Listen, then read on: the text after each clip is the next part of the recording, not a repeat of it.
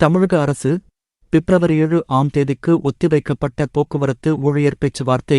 தமிழக அரசு மற்றும் போக்குவரத்துக் கழக ஊழியர்களுக்கு இடையேயான பேச்சுவார்த்தை பிப்ரவரி 7ஆம் தேதிக்கு ஒத்திவைக்கப்பட்டுள்ளது.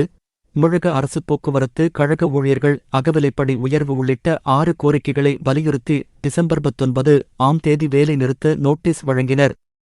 எனவே, போக்குவரத்து தொழிற்சங்கங்கள் அரசுடன் பேச்சுவார்த்தையை கடந்த டிசம்பர் 27ஆம் தேதியும் ஜனவரி 3 மற்றும் 5ஆம் தேதியும் நடைபெற்றது.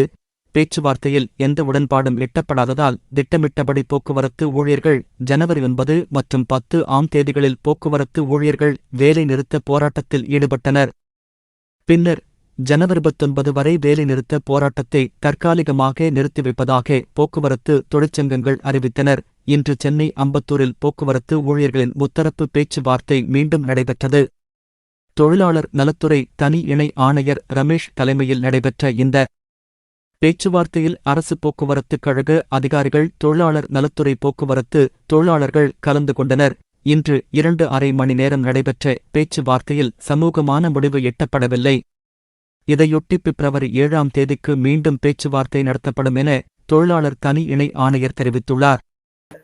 இந்த மாதிரி வரக்கூடிய செய்திகள் அனைத்துமே உடனுக்குடனே தெரிஞ்சுக்கணும் அப்படின்னா டுடே ட்ரெண்டிங் டிவி சேனலை சப்ஸ்கிரைப் பண்ணிக்கோங்க. கூடவே சைடில் இருக்கிற பெல் பட்டனை கிளிக் பண்ணிக்கோங்க. அப்போ நம்ம சேனலில் வரக்கூடிய